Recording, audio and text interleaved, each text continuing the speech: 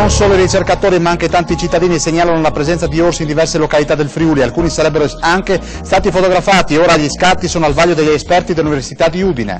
Avvistato un orso nella zona di Butrio, un secondo a Maiano, le segnalazioni delle due presenze, una addirittura documentata con una foto, ora al vaglio dell'Università di Udine, sono arrivate durante la trasmissione andata in onda su Telefriuli. Le eccezionali passeggiate dei plantigradi hanno catturato l'attenzione del ricercatore Stefano Filacorda, che parla di diversi episodi in varie zone del Friuli negli ultimi tempi.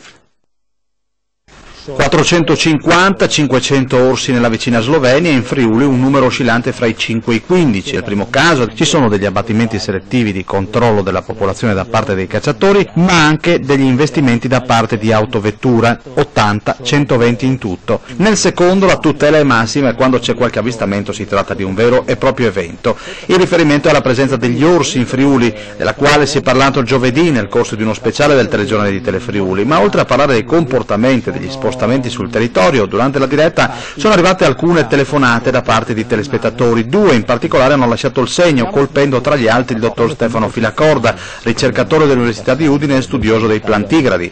Due le segnalazioni particolarmente interessanti. La prima da parte di un telespettatore residente nella Bassa Friulana, che ha riferito dell'avvistamento di un orso nell'Alveo del Torre, evento corredato da una foto che vi mostriamo. L'animale viene ritratto con alle spalle l'abitato di Butrio. La seconda segnalazione è arrivata da una signora di Nimis che in diretta ha raccontato di essere rimasta in contatto con un orso sul Gran Monte in zona Taimpana addirittura per 2 ore. Io ero a caccia dietro il Gran Monte e sulla pastura del cervo ho trovato un orso, era a 110 metri e siamo stati insieme un paio d'ore, dalle 6-10 di sera alle 8-5 circa.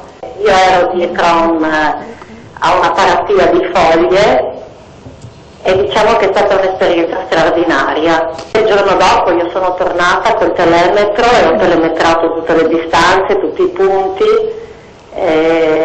assieme ad altri 2 cacciatori della riserva, ed è stato il momento in cui nella vita ho capito cos'è avere paura. Ha avuto tanta paura? Sì, quando era a 18 metri sì. In studio il direttore della riserva di caccia di Maiano, Marcello Martinuzzi, ha raccontato invece del passaggio nella zona di Tiveriaco di un orso, caso assolutamente eccezionale e rilevato nel sopralluogo successivo da parte del dottor Filacorda. È difficile vederli, ma più difficile trovare i segni di presenza, spiega Filacorda. L'ultimo aggiornamento di orsi in Friuli risale all'ultimo mese. Esemplari sono stati notati nella zona compresa fra Tarvisio e Malborghetto, 2 presenze, altrettante tra Paolaro Moggio e Tolmezzo, un altro tra Trasaghi, Sverzegnis e Forgaria, un altro ancora sul Mataiur, fra Savonia, Pulfero e Drenchia. Altri avvistamenti, ancora da confermare, sarebbero avvenuti sulle Dolomiti friulane, ma lì la presenza è molto difficile da certificare.